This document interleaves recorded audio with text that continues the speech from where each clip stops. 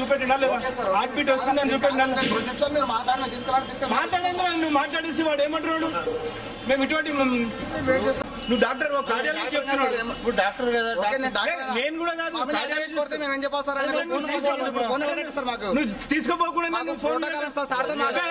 మాట్లాడకింత నువ్వు 108 ఉన్నావు సార్ మా రూల్స్ మాకుంటే తప్పుడు చెప్తున్నావు డాక్టర్ నువ్వు తప్పు చెప్తున్నావు అంటున్నా నువ్వు తప్పు చెప్తున్నావు అంటే నువ్వు నీకు తెలుసా నీ పేరేం పేరు పర్వతాలు పీపుల్స్ డైలైట్ అయితే ఎప్పుడు తెలుసా అంటే చనిపోయినాక పీపుల్స్ డైలైట్ సార్ చూపెడుతుందా అరే నీకు మానిటర్లో చూపెట్టినా లేదా మానిటర్లో హార్ట్ బీట్ చూపెడుతుండా లేదా నువ్వు అని చెప్తలేవు కదా నువ్వు మీ మీలోనికి ఏమని చెప్తున్నావు ఆడ నేను చాలా రోజులేదు సార్ నేను చేయబట్టి అరే రాజు అంటే మావాడు చెప్తున్నాడు పీపుల్స్ డైలేటెడ్ అని చెప్తున్నాడు మేము ఎట్లా షిఫ్ట్ చేస్తాం సార్ డెడ్ బాడీస్ అంటే మానిటర్లో హార్ట్ బీట్ కనిపిస్తుంది సార్ అని కార్డియాలజీ చెప్తే కారణం నేను నువ్వే అవుతావు అరే నీకు ఎవడిచ్చుండు అంటే హార్ట్ బీట్ ఆగిపోయింది చనిపోయింది సర్టిఫై చేసే కెపాసిటీ ఉన్నదా నీకు అంటే పీపుల్స్ డైలేటెడ్ అరే అట్లా కాదురా బేకు నీకు మానిటర్లో సార్ చూపెట్టినా లేదా పంజిరేటు ఏంటి శంషాబాద్ మాకు Shri Sai health care hospital నుంచి హార్ట్ స్ట్రోక్ అని కేసు ఇచ్చారు. అక్కడికి వెళ్ళిన తర్వాత పేషెంట్ అన్కాన్షియస్లో ఉన్నాడు.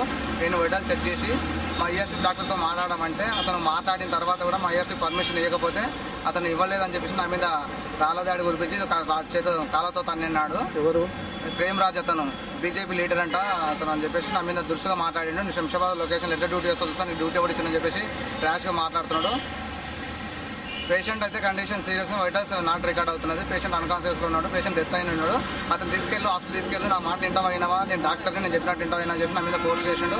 లేదు సార్ మా ప్రోటోకాల్ ప్రకారం మేము ఫాలో అయ్యి ఈఆర్సీపీ పర్మిషన్ తీసుకున్న తర్వాత మేము తీసుకెళ్తామని చెప్తే వాడేవాడు వీడేవాడు అని చెప్పేసి గట్టిగా మాట్లాడి వాడి పేరు అడుగు అది అని చెప్పేసి నన్ను ఒత్తిడి చేసిండు.